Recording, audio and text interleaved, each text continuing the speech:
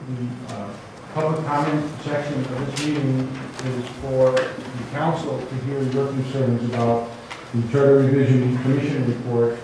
At the time of the public hearing, we do not answer questions. We just listen to your questions and concerns, and then we will take them up in the committee of the whole directly following. And we'll start off the meeting by asking if there's anyone in the public that wishes to address the council in collaboration. Right there in the gun.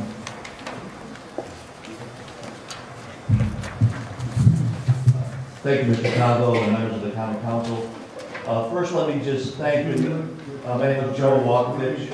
I need to have everyone, when you come up to speak, please announce your name, spell your last name so the clerk can get a clear record of it, and give us your address. My name is Joe Walkovich, W-A-L-K, O-V-I-C-H, 208 Southern Boulevard, Danbury, Connecticut.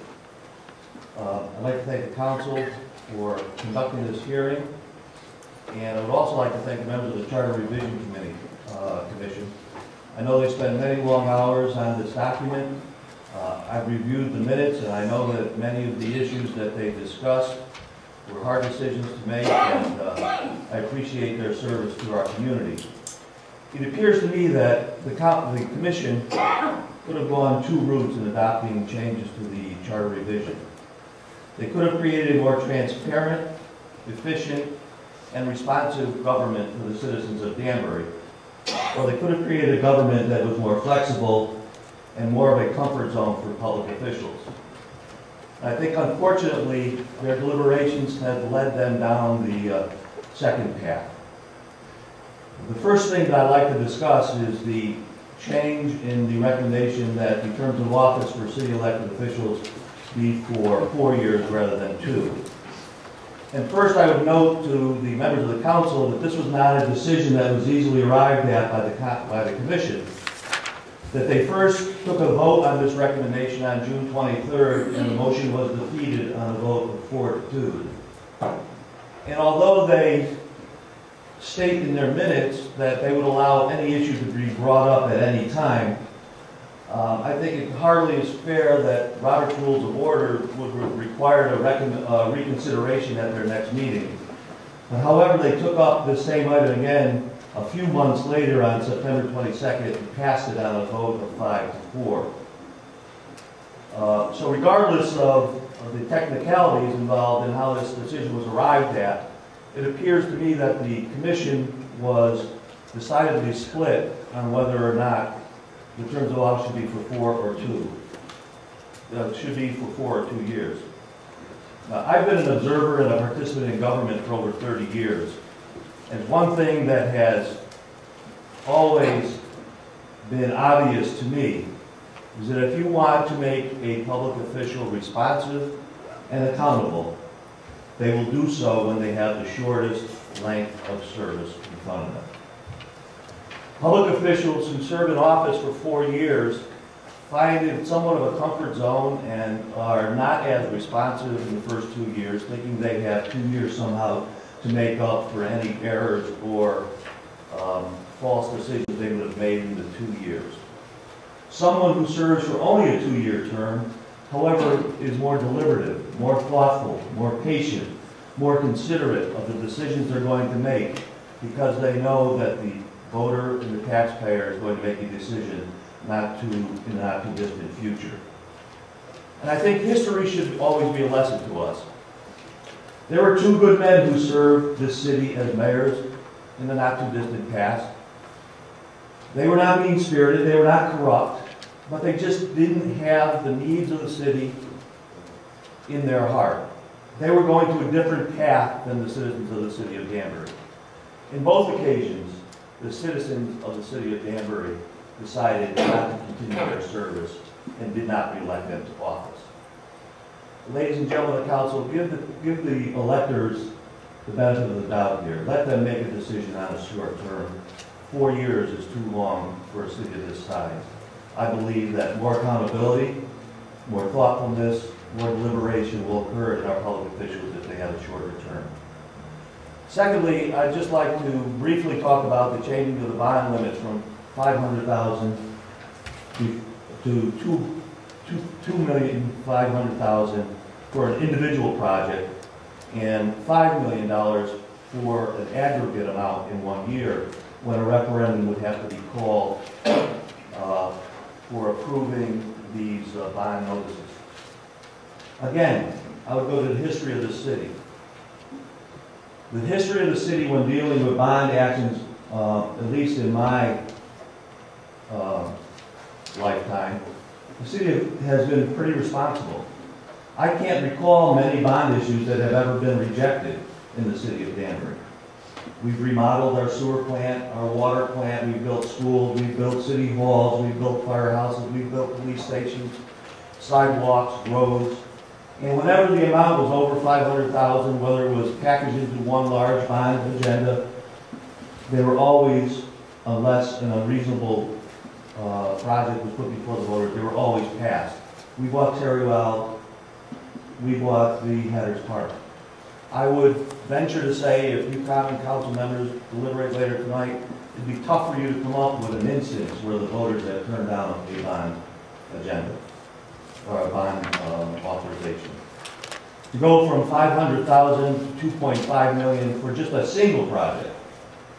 The $2.5 only applied to a single project, while the $5 million notice or deadline refers to an aggregate over a year. That's just too high to go at this point, and I would ask you either to amend it or to reject this recommendation outright. And the third item I want to discuss today, and this may seem something as pretty harmless, and you may think I'm being petty by even bringing this up, but currently any gift to the city of Danbury has to be approved by the council before it is accepted. The recommendation of the commission is to allow donations under $1,000 to be accepted by the city without the approval of the city government. Again, I don't think the approval here is what's important. But what is important is disclosure to the citizens. Right now, donations to the city of Danbury are not disclosed anywhere except on the common council agenda when it is brought up for approval. Or unless somebody puts a picture in the neighbors section of the News Times handing the mayor a check and shaking his hand. I was surprised a year ago when I received in my mail a direct solicitation in the form of a brochure from a city agency seeking public donations from corporations, businesses, individuals for the underwriting of a current city service. I was shocked. I never heard, why would a city department that is a one that regulates many entities in our city out raising money, competing with other nonprofit agencies? The problem, or I don't have a problem so much as with them raising that money, but then where is the disclosure if this item is accepted? That agency could be accepting money from people they regulate. It could be coming in $300, $400, $900 amounts over the years, and we would never know who those disclosures are. From time to time, the city has called on and asked contractors and vendors to provide services to the city when worthwhile projects come up. For instance, I believe Headers Park, the engineering services, the architectural services for that facility, when it was remodeled, were donated by a current contractor. If this provision is removed, I don't know where that would be disclosed. Where would that donation be disclosed? Especially if the contractor had taken the value of his services and divided it by in 12-month increments and built, and then just said to the city, well, it was $500 every month, so it was a $6,000 donation. In the aggregate, it's over $1,000, but by what's here in the commission report, none of those donations would have to be disclosed. None of them would have to be approved.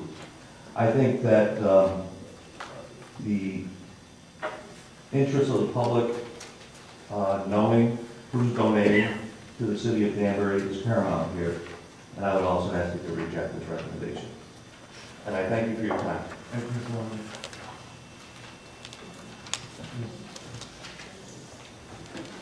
Carl?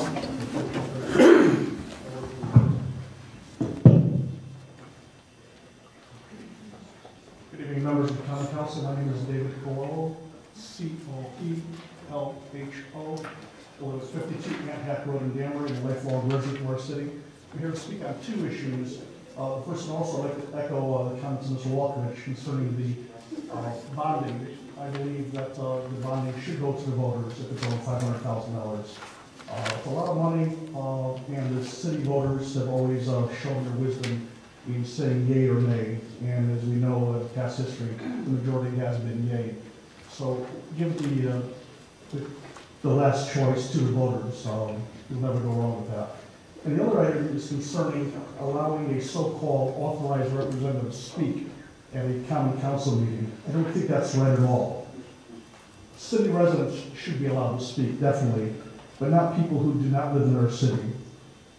If a city resident wants to have, if they cannot speak for themselves or are not articulate, they could have their attorney certainly write their document, but let the city resident speak. We should not have hired guns here speaking on behalf of city residents. As it is now, city residents can only speak for a half hour between 7:30 and 8 o'clock. Can you imagine having a couple of hired guns here before you speaking? And then when do the taxpayers get a chance to speak? So this is definitely has to be shot down tonight with the hired guns. No so-called authorized representatives. I think we all know there's too many times I've seen authorized representatives at public hearings for zone changes. They come here and want to put a Taco Bell and a CVS on every street corner in the city of Danbury, and in the evening they shake the Danbury dust from their pants and they go back to their veteran communities where you can't even buy a chimichanga in their own towns. You know what I'm talking about? So tonight I say definitely reject this issue of the authorized representative and have only Danburyans speak at the common council meetings. Thank you very much.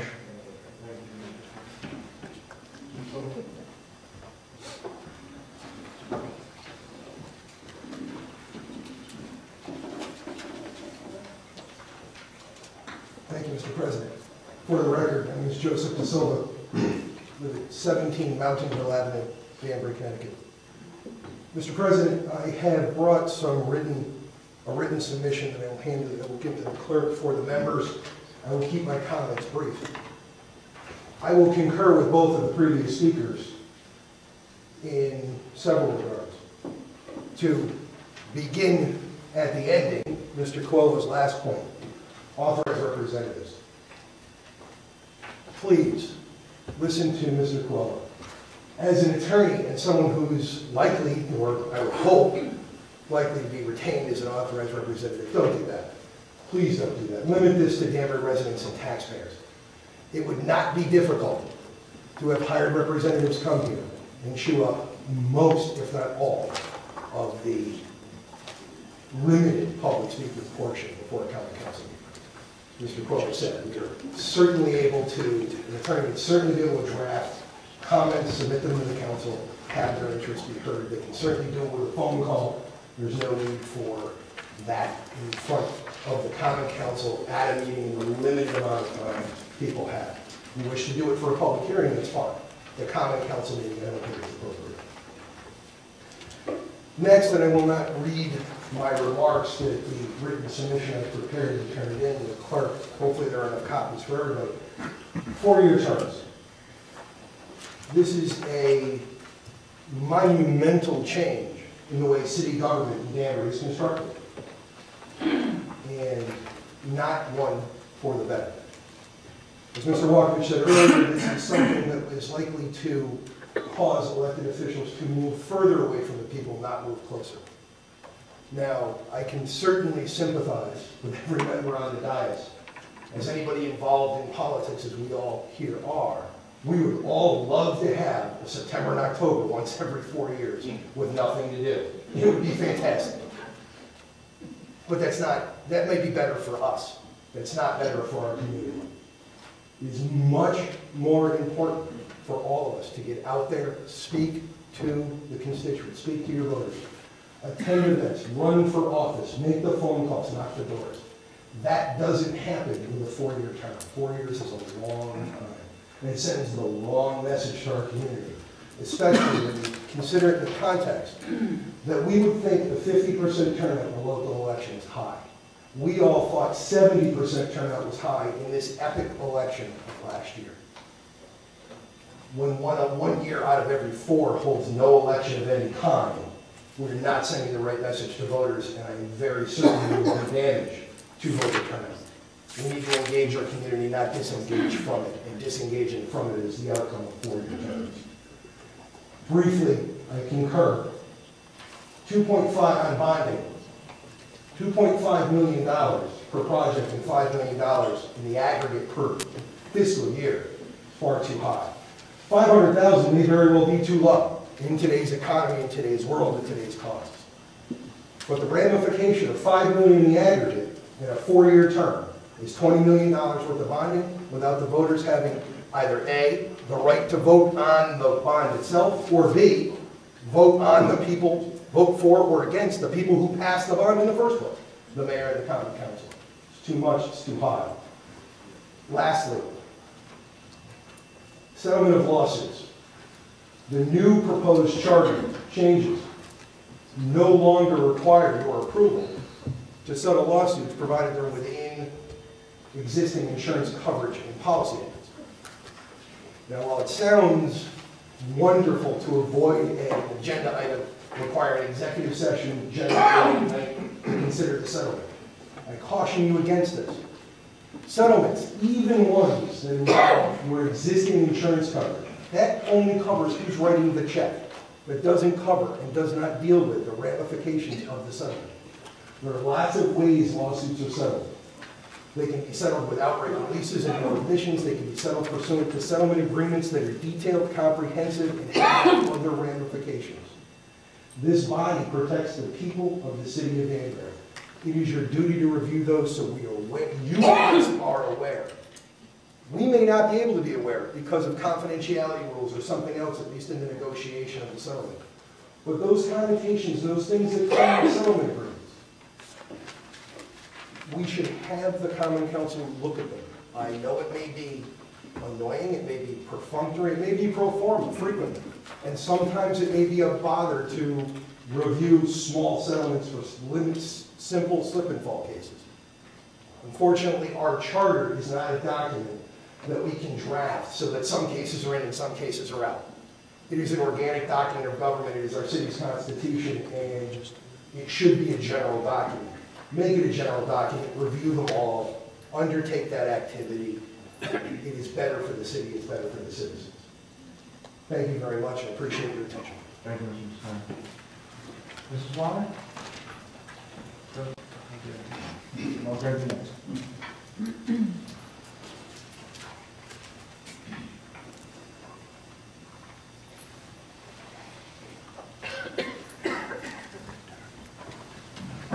My name is Lynn Waller, 83 Highland Avenue, Danbury, Connecticut. I think I may be approaching things from a different point of view than the previous speakers, but the term of office of 4 years, I think, is much too long. I'm very concerned by the length of the ballot if everyone gets 4 years. Think of the top 3 offices, 21 council members, 11 Board of Ed members, 9 zoning members, 5 constables, and 3 alternative members for the zoning commissions. That's 52 positions for election every 4 years. I personally think that's much too long, and people would forget to vote for the end of the ballot, and I don't think that's fair. Would you please give some consideration, if you go with the 4 years, to splitting the ballot, electing some 1 year and some another? There'd be another unexpected benefit to splitting the ballot, as I suggested. If you have an ordinance or a referendum question, there would always be an election every 2 years, so that it would tend to help people. Section 3-3, I'd like to see the legislative assistant appointed by the council instead of approved by the mayor. I don't think the 2 branches of government, legislative and executive, being that combined, I'm concerned about that, and the city clerk or legislative assistant, should be working with the council and usually does. The assistant can always reach the president of the council by phone if necessary for city business, and that was one of the reasons they said that they needed to be working with the mayor. Section 3-11, which is on referendum, they have been kind enough to lower it to 10% number of registered voters to force any issue to a referendum. That is 3,400 signatures in 30 days, which is nigh on to impossible. If it were lowered to 5% of the registered voters, it would be approximately 1,700 signatures, or 3%, which could possibly be accomplished, would be 1,020. I believe it should be 3 or 5. If any of you have ever tried to collect signatures, as I have, of registered voters, the 3 numbers are unattainable in 30 days. These numbers effectively close out the voter from any process at all or any way to reconsider anything, and I think that's wrong. Public improvement assessments, number 7-8, page 1, on page 27, public improvement assessments. I'm very uncomfortable with the wording here, where it reflects to public works and improvements. If it has been added to cover private roads becoming public roads, it should say so. I was told that that was the intent, but even if it is the intent of this commission or this council, no one knows how a future mayor may read this portion of the charter. Curbs, paving, roads, parks in neighborhoods could eventually be charged to the homes in the neighborhoods if the wording in this portion is allowed to stand. Please revisit it. I'm really upset about that, because if they put a road in and they say it's going to benefit your home, then they assess your home, the way it's worded today in the charter. And it's a new addition to it. I don't mind sewer and water, those things I understand. 7-5 in the charter is basically emergency appropriations, but there is no limit on the amount that they can bond and spend without the approval of the taxpayers. Once again, we're closing the taxpayers out. We don't even know what the definition of an emergency is. Jody Rell recently declared that a bridge was needed to be built and didn't have the time to go through all the statements, so she appropriated it under emergency terms. This does not fall under 7-10 or 3-11, so it could be bonding of a tremendous amount, and I'm concerned about that as a taxpayer. No cap on bonding except what the state requires, and you know that number is tremendous, like 900 million or something like that. It's a tremendous number. Would be the only cap that was put forward on that. Section 7-10 on borrowing has been pretty well covered, but again, I feel the people are being closed out of this process. 2.5 million per project. That may be okay, but one citizen spoke before the commission, the Charter Commission, and said that even with inflation, from the 500,000 to today, the number should only be 1.5 million. That sounds a little better to me. We, the public, don't get a vote until the administration needs more than $5 million a year. A number I feel is much too high. Don't get me wrong, I am relieved you at least had a cap on it, but I think it needs to be much lower. We are dragging citizens out of their homes with the bonding and the amount of money that needs to be paid. I would like to praise the commission for all the time that they spent working on this, and I would also like to praise them for not combining planning and zoning. I really believe the public is served better by having several times to speak. And my final one may sound silly, but conflicts of interest. I know that they regulate your family. I believe this should not only include elected officials and employees, but their extended families, cousins, brothers, relatives, not just the immediate family. And I'm really pleased they put a periodic review in, because I don't think we should go from 1977 until 2008 before we look over this charter. So they put a 10-year look-see. I mean, they may not make any changes, but at least they're going to look at it, and I think it's excellent that they put this periodic review in. I think some of my comments have been immortalized in Mary Conley's editorial, where she talked about democracy and encouraging the public to speak and encouraging the public to be involved. I have the feeling with the new rules on the bonding, on the 4-year term, on the $20 million, all of that, including how many signatures are needed for a petition, just plain close the public out of all of this. So I really would appreciate it if you take some time and look at all of that. Thank you very much. Thank you, Ms. Hall.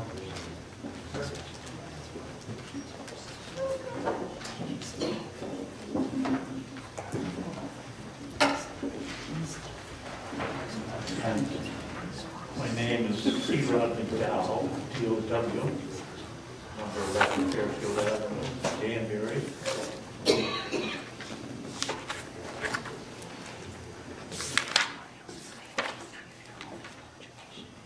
All of these proposed changes I see listed, I see a no and unnecessary on all of them except one. That one is reduced from 50 to 10% the number of registered voters signatures needed to force a referendum from 50 to 10. I would say, yeah, I would see the necessity of that. But as for the rest of the changes, I'd say no, unnecessary. But when I read about the term of office change from 2 to 4, the alarm bells started to ring. And I thought of William Shakespeare and Senator Henry Hyde in Congress. Shakespeare said, there is something rotten in the state of Denmark. Something doesn't smell right about who will profit from 2 more years in office. We do not need someone tampering with our constitutional charter because it has been working perfectly for years. The last thing we need is term extension. We need term reduction. Everyone in this room knows what happens when you increase years in office, such as second terms or extensions. Governor Rowland, President Clinton, Bush, the list goes on each term. We do not need to create that virus in the city of Danbury. Senator Henry Hyde looked at all the new members, freshmen and freshwomen members that were coming into Congress one time. Senator Hyde, 17 years in Congress. And he said, look at all of these freshmen and freshwomen. This place, Congress, is no place for amateurs. Here's a man entrenched in office, continuous terms, over and over again. This is a point of view and attitude, something we want to stop. If only we had term limits, not extensions.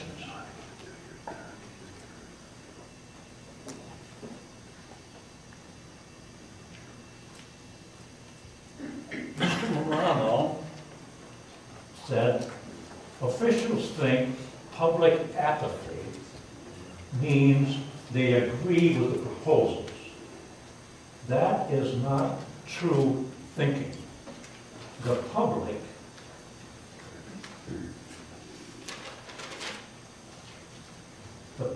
expects their council members to object and to protest for them and to protect them. That is one of their functions. Mr. Howard, you stand up for 1 second, we're just going to flip the tape over.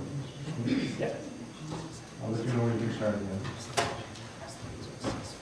Okay, please proceed. I'm happy to hear that the council is already concerned about 4-year terms, which Commission Chairman Mr. Morano describes as radical. That is an understatement. For this attempted sweeping change of a law that smacks of the demise of the democratic process. I believe I speak for hundreds of voters who will appear at the polls, and I call on every council member to consider exterminating this free-floating radical, to use a medical term, which profits someone at the expense of the citizen voters of Danbury. Thank you, Mr. Chairman. Okay, somebody from this side of the room, sir?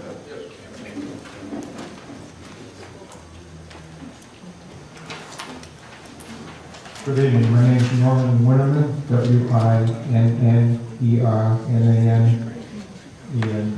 live at 28 Nancy Drive in Danbury.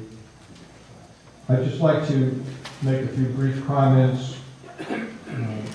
Other people have already spoken, have gone into more detail than I intend to, but I'd just like to throw my support to those who feel, as I do, that the idea of having a non-citizen speaking at the public sessions, a so-called authorized representative, ought not to be allowed.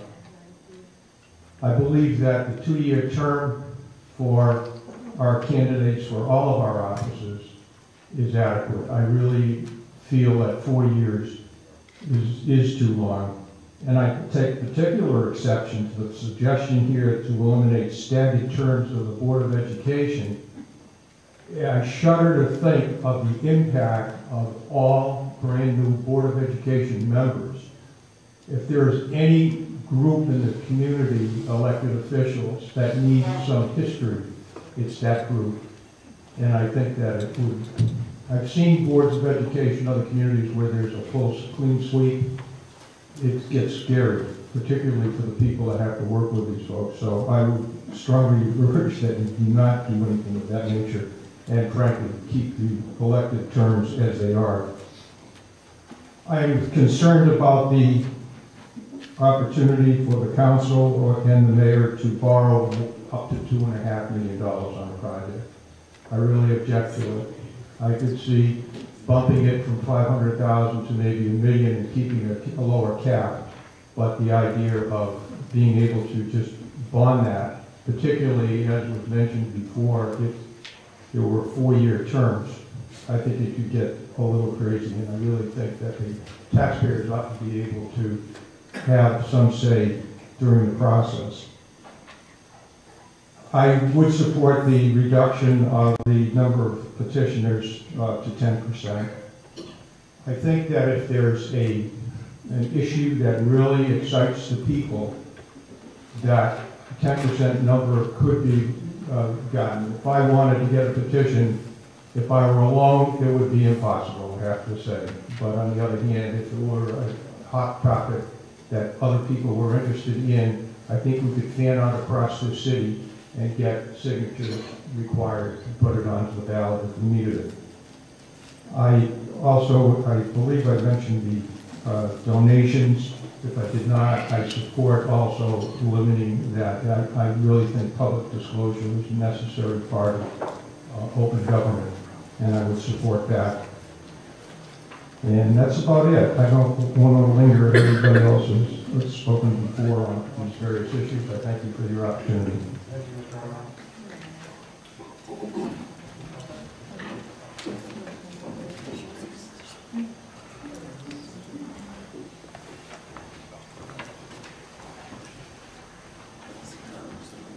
Good evening, I'm Chris Helfer, 8 Settlers Hill Road, Danbury. Please just turn to the microphone so that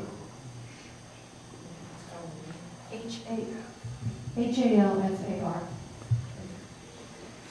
Good evening, Mr. President, members of the Common Council. I would like first to add my thanks to all the members of the Charter Revision Commission for their many months of hard work. And now I'd like to discuss some ways in which I believe that their recommendations could be improved.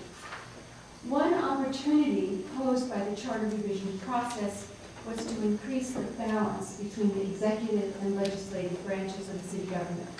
The proposed changes do not do this. In fact, the executive branch, the office of mayor, is actually strengthened at the expense of the legislative, the common council. First of all, it's proposed that the office of city clerk be eliminated and replaced by a legislative assistant to the council. All well and good, but this new legislative assistant position will be filled by mayoral appointment.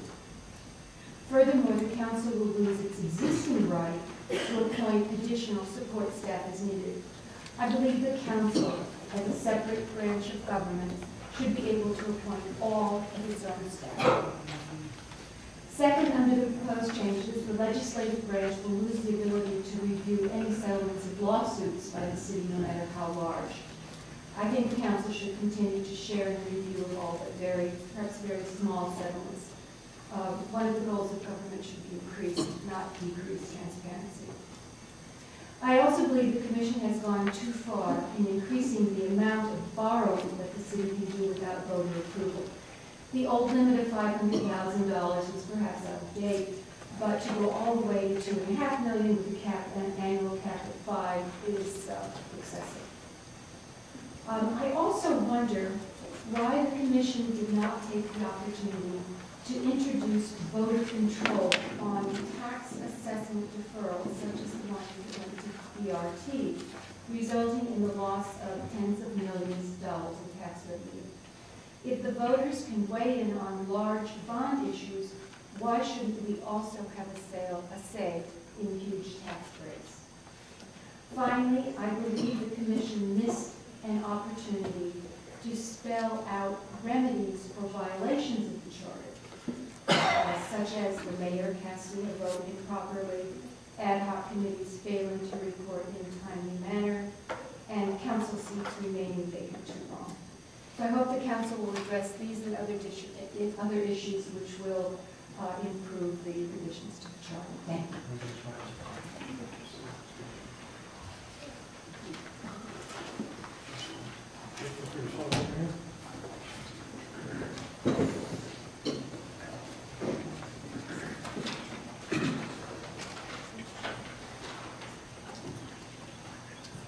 Mr. President, Common Council members, my name is Joe DeSilva Sr., 157 Cohanza Street, Denver, capital D-A, capital S-I-L-V-A. Mr. President, Common Council members, I want to thank you for this opportunity to speak. And also add my thanks to the Charter Revision Commission for their long and arduous work over the past year. I'd like to speak on several proposals in the, excuse me, from the Charter Revision Commission. I don't propose to be an expert on all areas of the council, but I have some experience, not as much as our friend Councilman Esposito, but I did spend 17 years on this body and 6 years as Chief of Staff for the Mayor of the City of Danbury. And I have worked on almost all areas of the charter during those years. Our charter was written in approximately 1965-66 after the consolidation of the city and town of Danbury, and has worked well for these many decades. I believe that changes to our charter should be made rarely and only for very serious reasons, such as the constitutions for our state and for our country. As you know, our charter is a strong mayoral form of government. It was proposed that way, and it has worked very well for all these years. However, there are some areas that I think are some concern with the 4-year term that is proposed for the mayor and for the council. To speak of a few of them, number one, as you know, it takes 2/3 vote of the common council to change any item on the mayor's proposed budget. In my 23 budgets that I worked on, there were literally tens of thousands of line items. Of those tens of thousands of line items, I can only think of 10, 20, 25 that were ever changed. It's probably less than 1/100th of 1% that were ever changed. There were many times votes were taken, not changes in the mayor's proposal, but very few of them ever changed. That is really a strong mayoral form of government. If you change that to 4 years, I think you're taking away your power that the people have invested in you as common council representatives. Number two, committees, as you know, are appointed by the mayor. I'm sure there's some input from the council leadership, but still, committees which do the bulk of much of the work for the county council are appointed by the mayor. Again, of the several thousand committees that I've heard report here in the county council, how many have ever been turned down? How many times have recommendations from the committees changed? Very few. Again, this adds to the power of the mayor, and if a 4-year term were to be granted, I think the power to appoint committees should be in the hands of the county council.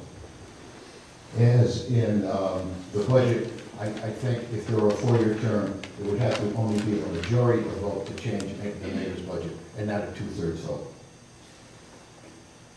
And something that has been mentioned, there's no recall provision in this charter revision proposal. There is no recall provision now in our charter. I don't think we need one. Our government has worked well with a 2-year term. I don't think we need one. With a 4-year term, I think you have to look at that much more seriously. And to incorporate these things, the 4-year term, with the things I have just mentioned, and have a legislative assistant appointed by the mayor, I think would completely upset the balance of power in our government. I think it's unnecessary and potentially harmful. I want to add that I don't speak of the present mayor, and I'm not speaking of the present council. But who knows what's going to lie ahead? I know Bridgeport and maybe even Hartford have changed to 4-year mayoral terms, and it didn't get them very far, as you all read in the paper. In talking about running for office, I know what it is to run every 2 years for office. I did it 10 times. I think it's a great vehicle and a great opportunity to meet the voters, to knock on the doors, to make the calls, to go to events.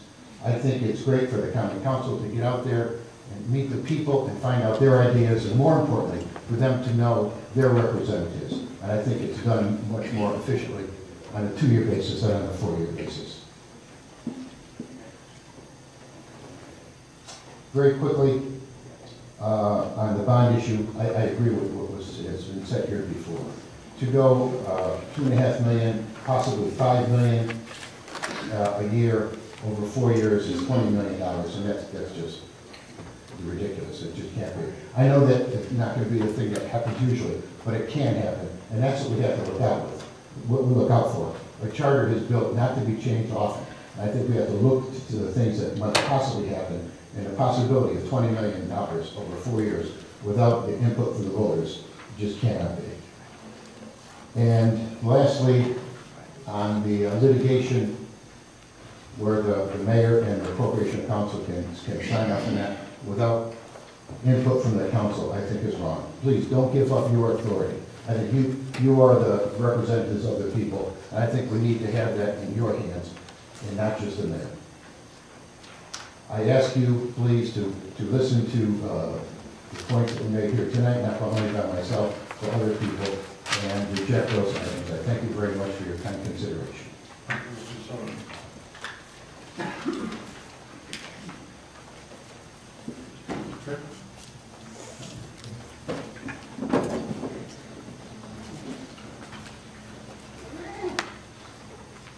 Joel Brook of Cannondale Drive. The topics have been so beautifully covered by so many speakers. I still would like to thank the Charter Review Commission for all the work that was visible on TV and also the few times I attended in person.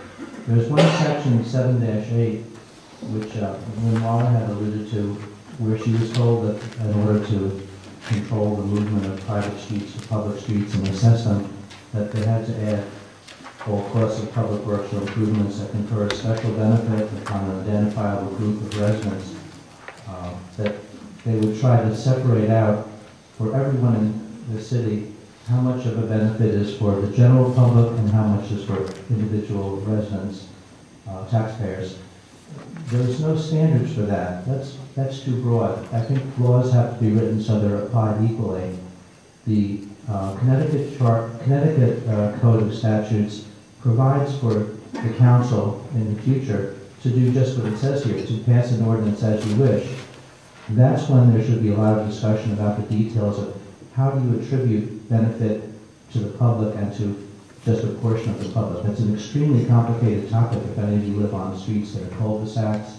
There are a number of involuntary private streets where the builder simply didn't give them to the city and stuck the residents of that area with the so-called status of private. They're not gated communities of any wealth or any status. They just happen to be left over from 40 years ago by an accident of nature. But this seems to specifically begin a process of punishing such groups of individuals. You don't even need to have that in the charter. When you get to where you want to have an ordinance to cover this, if you feel that's necessary, it's much more of a time for the public to comment. And you'll get more input because at that point people will realize that there are specific streets, of which there are quite a few private streets in Danbury, involuntarily private, who have paid taxes for 40 years and gotten no city services. There's been no reduction in our assessments on our taxes, but now you want to specifically punish us when the time comes that a project might pass our door. Lynn is concerned about just the main thoroughfares like Main Street and Highland Avenue and all that, that you might assess those people facing onto those streets. But there's a lot of comment to be made on every street, whether it's a cul-de-sac or whether it's looking to be a main street. So I would ask you not to include that underlined section for 7-8, since the ordinance can be passed directly from the Connecticut State Statutes authorization. You don't have to have the city charter say that you're going to know how to assess benefit between the public and an identifiable group, a few homeowners. I don't think that should be in the charter. It's very punitive without saying any criteria. I'm sorry to have run on about it, but those of us who are on involuntary private streets, who have paid our taxes and never gotten any services, have a point of view, and there's no reason to put that in the charter.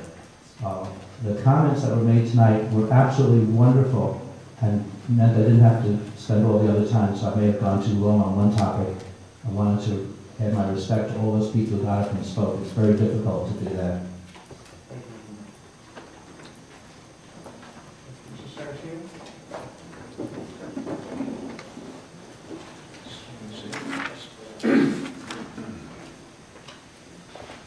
Good evening.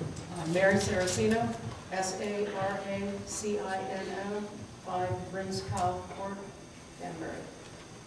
Brinscall.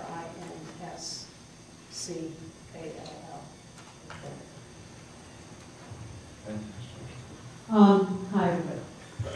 I wanted to come tonight and talk to you as someone who has sat where you sit. And I wanted to speak specifically about the legislative assistant position. I feel very strongly, and I know you've all heard me speak about this before, about the separation between the legislature and the executive. I think that this position should be in your hands. I think this position should be a civil service position. It should be nonpartisan, and it should be a person who can work freely with both sides of the aisle, or all of the sides of the aisle if you have more than 2 parties. But to have the mayor appoint this person, have this person answerable to the mayor, will only defeat your work. This is the person who will be disseminating information to you, who will be arranging your committee appointments, who will be greeting the public in your name. This is a person who should be answerable to your president and to you, and should be a civil service position, nonpartisan, and let that person learn the job and do the job for all of you and everyone who comes after you. Thank you.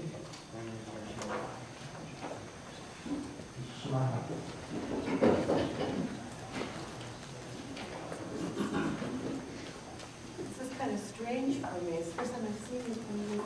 I'd like to thank the Charter Revision Commission for all their work. And I won't belabor the points tonight because they've all been made. But I do feel qualified to speak on the operations of the county council office. I was privileged over 20 years to work for 9 council presidents, who are my favorite. And at least probably 80 or more, oh no, not more, 80 or so council people, all great people. I'm against a 4-year term for elected officials just because that serve within the day-to-day operations of city government, because they're paid by taxpayer dollars, just like the city employees, and they shouldn't have more time to learn their job than the city employees. City employees, if you don't learn your job in a year, you're gone. That's it.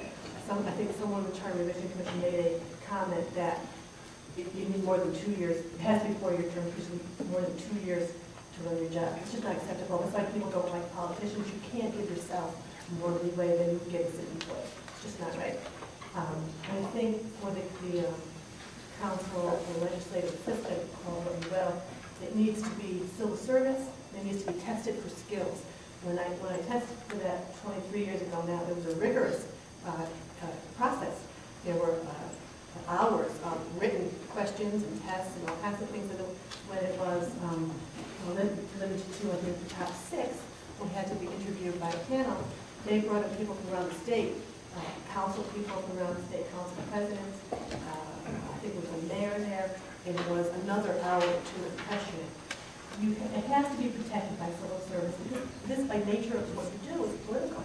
And if you have, you're here today, you might not be reelected again, and if that person goes, all that institutional historical knowledge is gone. You know, I was lucky in the beginning to work for council president, Connie McManus, and I think Mr. Silva, and they knew everything. So I had a wealth of knowledge that I could draw on until I learned myself. But when Mr. McManus came in, he didn't know anything about politics until we worked together. In fact, those years to build up the institutional and historical knowledge, and it's important because you come and go. And if your staff comes and goes, it's not fair to you, who you all work full-time, most of you do, and you need someone here to represent you and to be able to put their hands on information that you need. And after a few years, I could do that. I didn't need to run down to the mayor's office and ask what the answer was. I knew it, and I think you need to give someone else the ability to build up that institutional knowledge. And also, it isn't fair to the public, because the person working in that office gets your phone call and answers the question. If the office is closed, as it is now many times, or you have 6 or 7 people doing the job that I did myself, did every committee myself, and did the minutes and wrote your reports, it's not fair to the public not to be able to have someone answer their questions about what happened in the year. Have to have someone who has the knowledge of every committee that's been existed. I raised most of you from pups, and you all came in pretty green. We haven't here, but you know, whatever question you had, I knew where to put my hand on information, so you could familiarize yourself with an issue. And I think that you're doing a disservice to the public by having it operate the way it does now. So I'd like to thank you for all the work that you do. I know better than anybody how much time you all put in, and you know, you give enough things to the public. But thank you. Thank you, Mr. Mayor.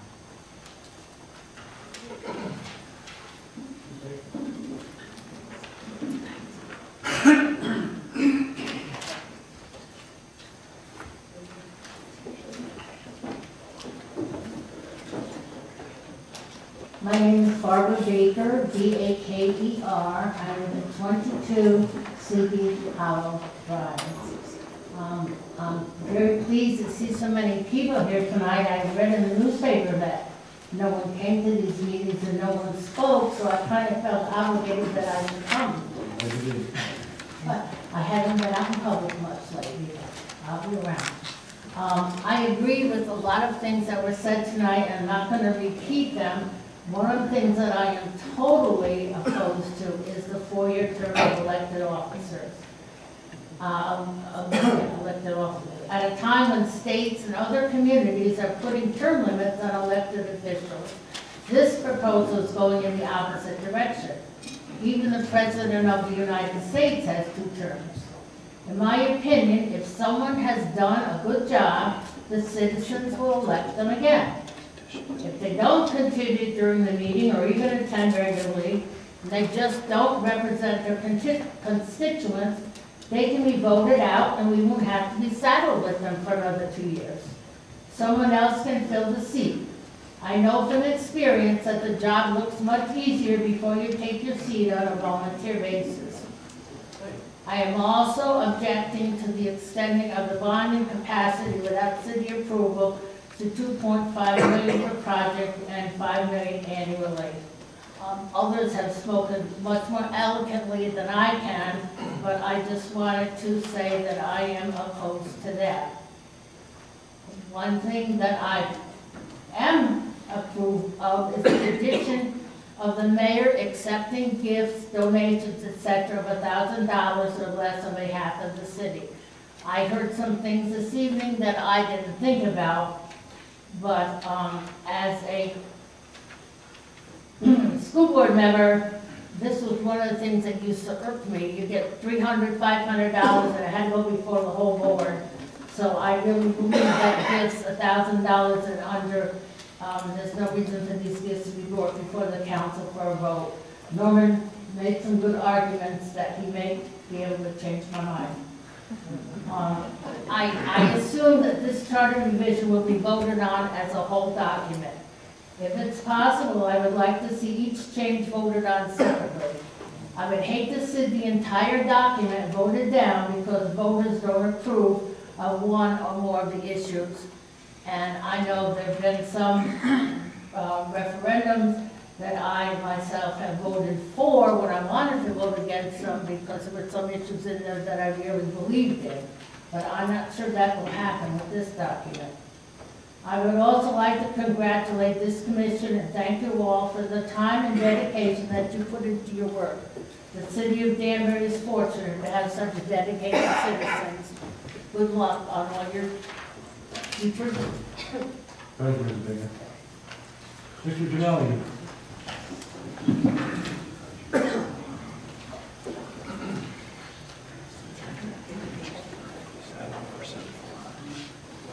My name is Richard Janelli, J-A-L-L-N-E-L-I. I live at 18 Benson Drive. Just briefly, I'd like to call your attention to section 7.8, public improvements, page 27 of the document I have. The language on the bottom, which is underlined, as other people have talked, is very vague. And I'd like you to consider to change the language to what was intended. If it was intended for a specific purpose, then to make it specific in here, no reason for vague. With regard to 7.10, borrowing, I do believe the $500,000 is too low until they need, the 2.5 million is too high. So perhaps consider something in between that's a little bit more realistic. I thank you very much for your time.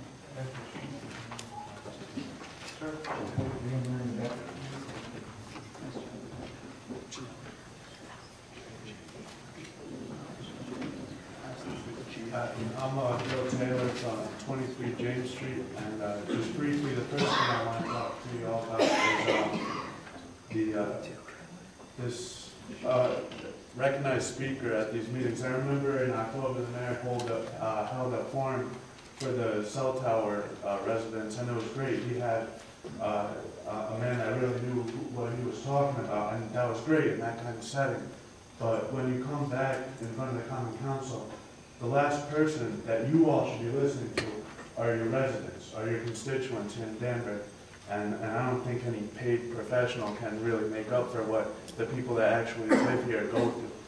The second thing is I think that it's great that you all run on 2-year terms, and that I think extending them to 4 years is not a good idea because everybody appreciates you all coming out and knocking on doors and calling on phones. I've been a part of it, and just going to 4 years. The first time I started following was the mayor's first election, and every year, 01, 03, 05, 07, there have all been changes somewhere in the government. These elections serve a purpose, and I think the voters and the residents of the city appreciate that you all run on 2-year terms, and you'd like to keep it like that. And the last thing is the bonding issue. I don't think it should go up to 2.5. As a younger person, I think I can speak on behalf of a lot of younger people in Danbury that love Danbury and would like to stay here. It feels like the government as bonding goes up and up. And if this is inappropriate, I'm sorry, but it feels like you're buying drinks on our tab. It's great that all these projects can happen because of bonding, but I think if it goes too far that the people, me and other people in the city, aren't going to be able to stick around to pay for them, and we're going to have to move somewhere else. So thank you all for your time, and all the best. Thanks.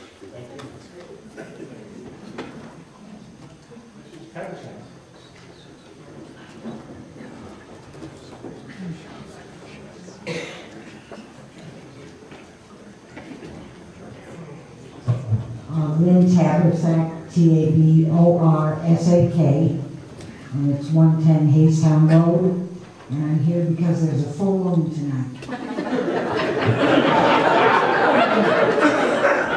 You all saw, I know you did. It was beautiful.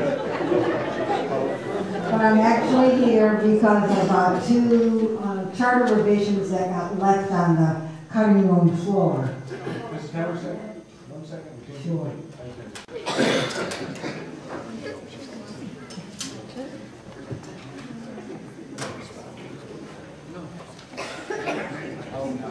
Thank you. Well, I think one of the biggest problems with our current charter that hasn't been corrected is that there are no penalties for violations of the charter. And I understand that there's a very cumbersome writ of mandamus where citizens can go to the Superior Court and force the council and the mayor to follow the charter of the city of Danbury, but I really think that charter violations need to be addressed within the charter itself. During my term on the council, there were 2 charter violations.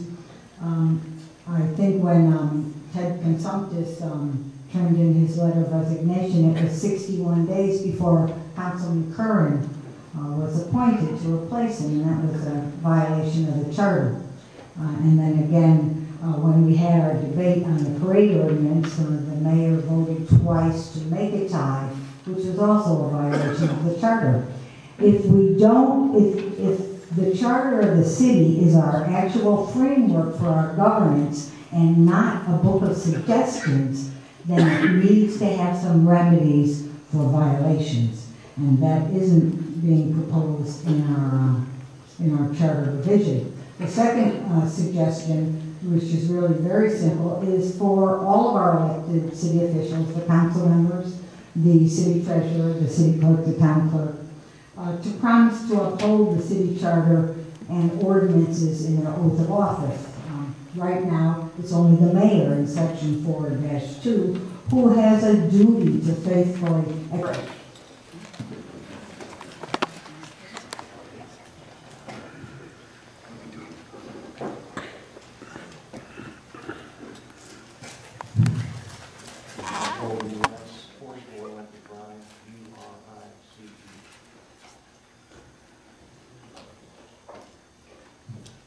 President, members of council.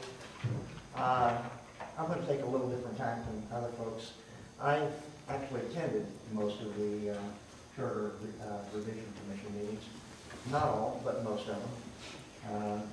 And I'm just really happy that there's this much public turnout tonight.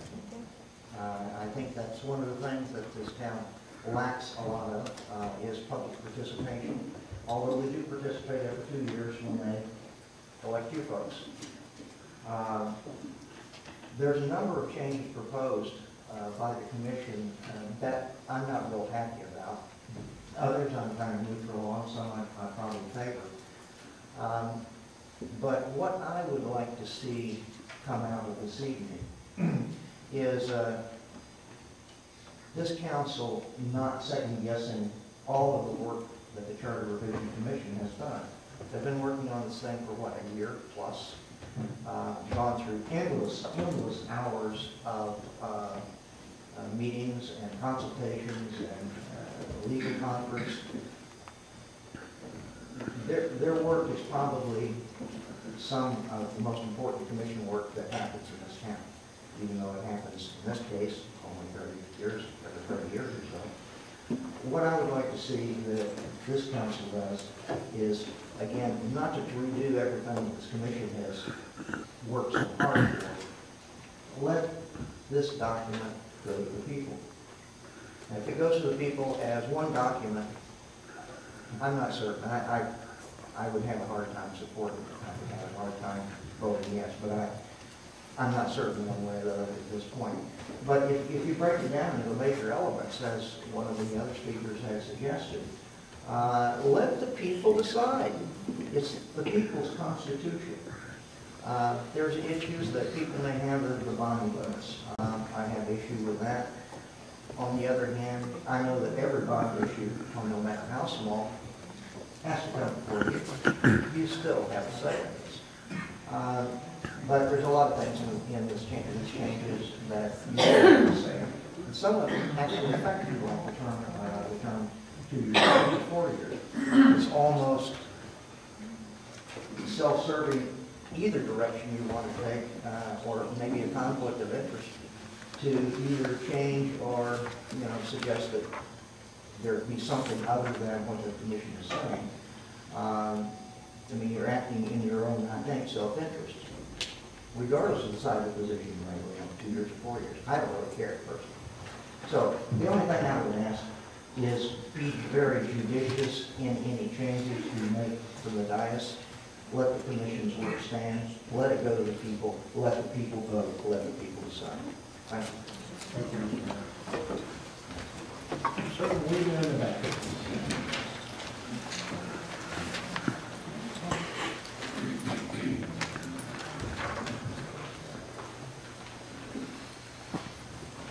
Good evening.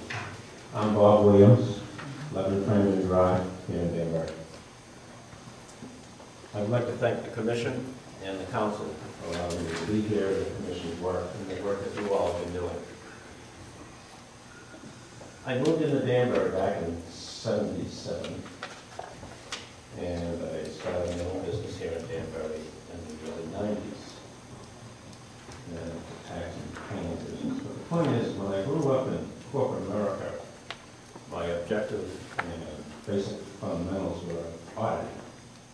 And so you'll understand where I'm coming from when I go to the checks and balances concept that I believe in. I have a problem with the authorization for the representation of the speaking of the council meeting members. I really believe the citizenry should be doing that. I do believe that the bonding may need to be increased, but to $2.5 million and a $5 million cap seems excessive. My biggest concern is the lack of checks and balances that will be covered if we all go to a 4-year term. As was brought out earlier, the attendance at this meeting is looked at as being large. Every 2 years that you all are out there, believe me, you're appreciated, because we understand what you're representing and who you're representing. And it doesn't matter the party, independent, Republican, or Democrat, you're out there, and we know how much money you don't make. So the concern I have, though, is that if the 4-year term comes in, the lack of participation that you see now will even be greater as far as the lack of participation. For the 4-year term, I really believe we're going to find that we're going to have a rule by the few rather than total citizenry. I ask that you keep the 2-year term for your office as well as the mayor's office. Thank you. Anything else to address the council tonight?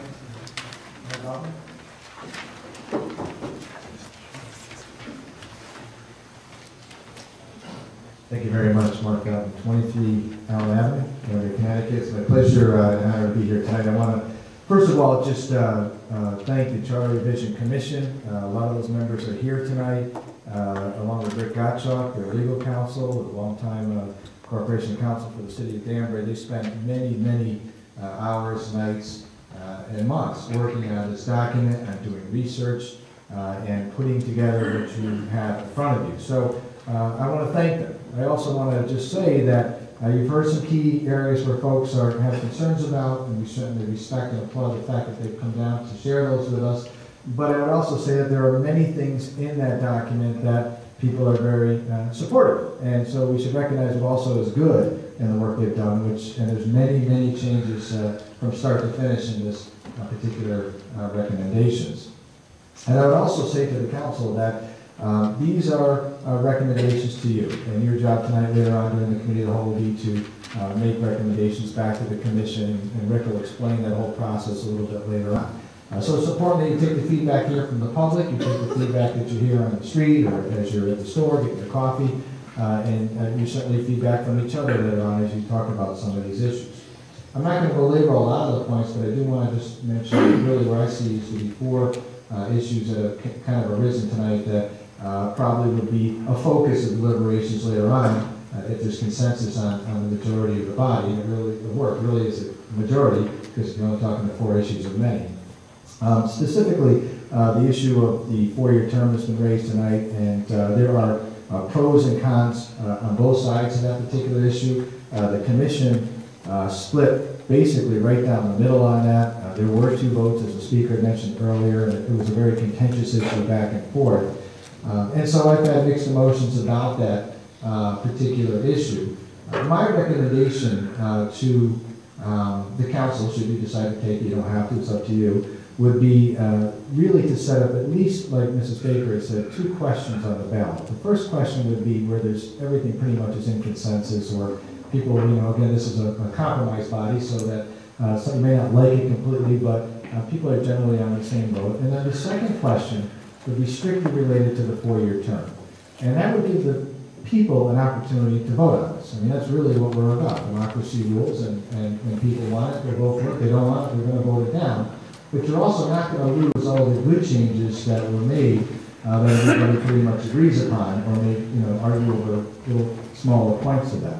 So I think by splitting the question, we'll certainly make a better presentation to the voters, and then they can make a judgment about what they want to do or what they don't want to do based on the discussion that surrounds that.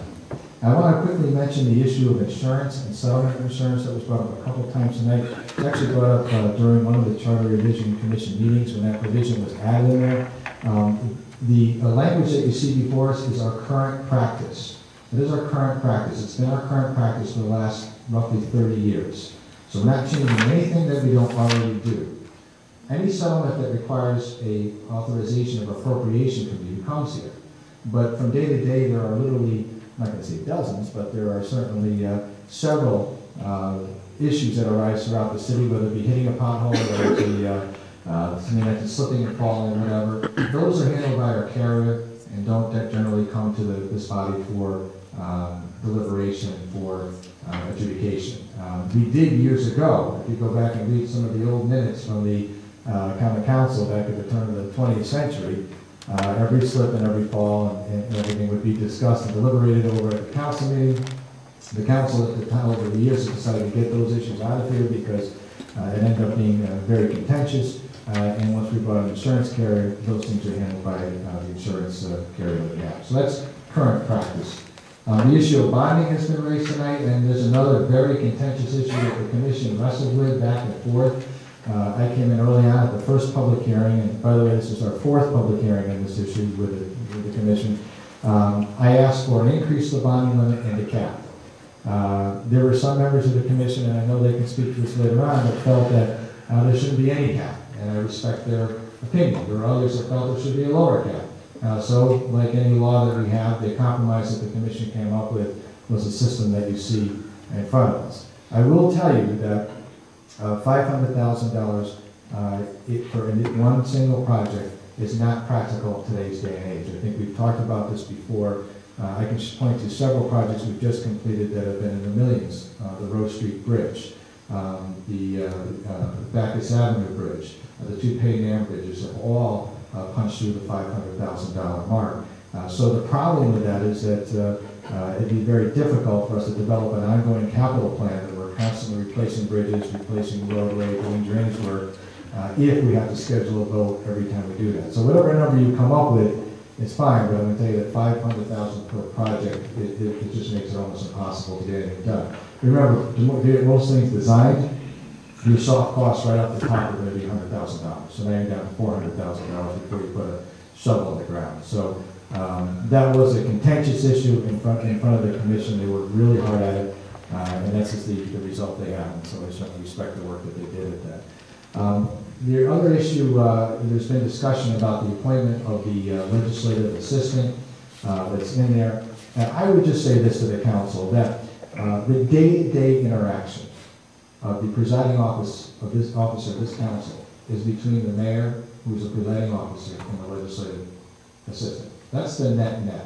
And if somebody should go to the office and there's nobody there, they don't call the council president, they come down to my office and say, I need this piece of paper, can you help me out with this issue, or whatever the point may be. Or if somebody refuses to help them in the office, which has happened before in the past, that's a problem, and there's no way to remedy that, whether you have a civil servant in there or not, because the council president isn't on scene, he's busy doing his or her job in their own private business, and frankly can't take the time to run down to City Hall to mediate a dispute or a problem. So the point here was to create some kind of hierarchy within City Hall to make sure that all the departments are functioning and regulated appropriately. There certainly isn't a way to make a power grab, and that's why there's a provision in there that says the council has to approve whatever appointment is brought forward. Certainly you'd have to do some kind of testing that would only make sense, that you create some kind of list and develop that list and then bring a prospective appointee to the common council. So that would be part of the hiring process. But beyond that, other than that, I think folks have pretty much brought up some interesting points and some good points, and I appreciate them coming out tonight and sharing their concerns with you. And again, I just want to publicly thank Rick and the team on the Charter Revision Commission for all the hard work they've done, and it really reflects a lot of work. So thank you. We're going to double your salaries. That's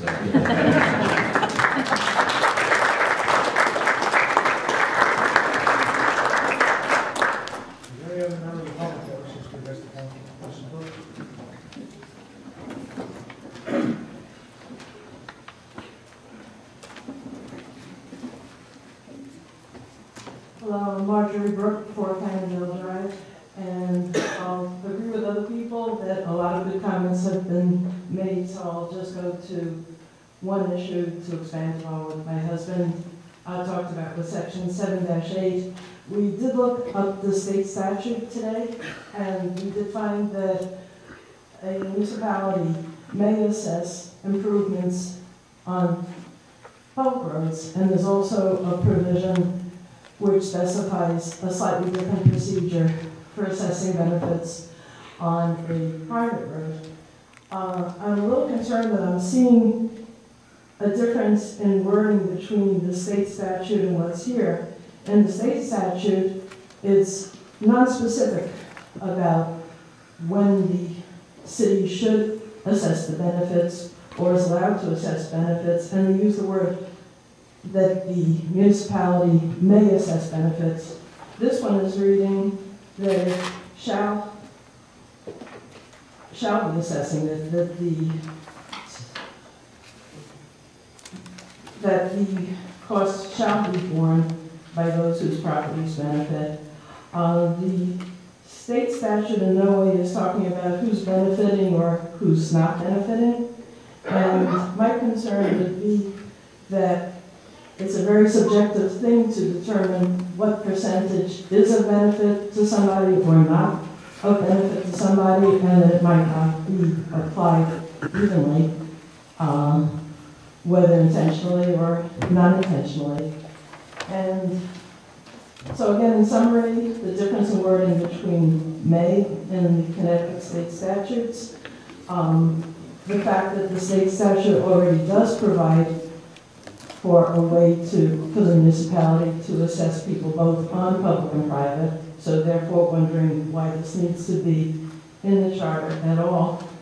And also the discrepancy between the singling out of that issue of whether you personally benefit as a property owner versus just the fact that you happen to live somewhere. The state statute did not make any distinguishment between whether you benefit or don't benefit. I hope I've been clear. I'm just speaking extemporaneously, but I hope I made my points clear. Thank you. Mr. Brooks, thank you. One of the things that we'll ask appropriate council when we get into that section. Is there any other member of the public that wishes to address the council?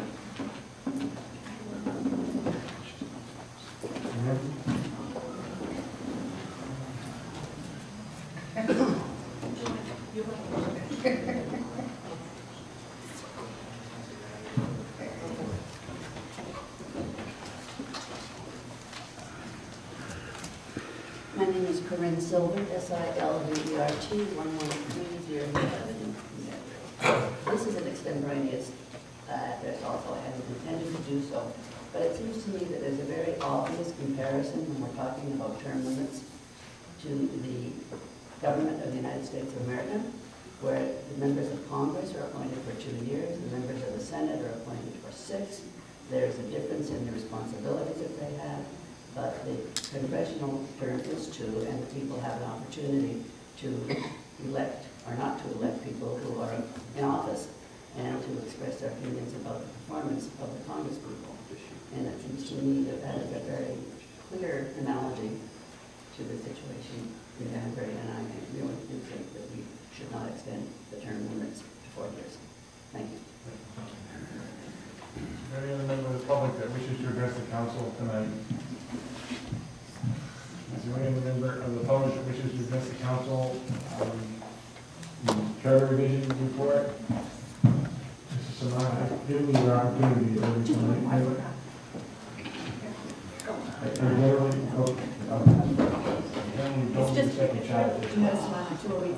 It's just a little issue that's been on my mind for years. If you look in the charter as it exists today, they call the chief of staff to the mayor the administrative assistant, and that may have been okay back when that was first instituted, but I think even Mr. McLaughlin had his cards printed calling himself the chief of staff.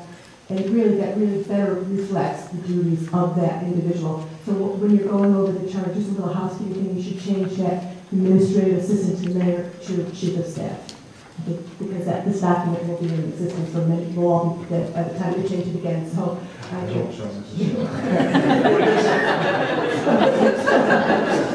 if you just change that, we will make it really happy.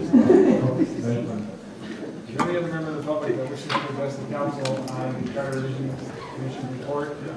Any other member of the public wishing to address the council on the Charter Revision report? Any other member of the public wishing to address the council on the Charter Revision report? Seeing none.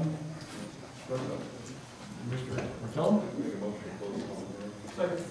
Motion to made and seconded by Mr. Perkins. I'll try your minds on closing the public hearing. All those in favor signify by saying aye. Aye. Anybody opposed?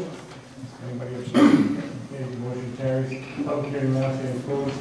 I've had a request from several council people to have a 10-minute recess before we open the meeting of the whole. Chickens.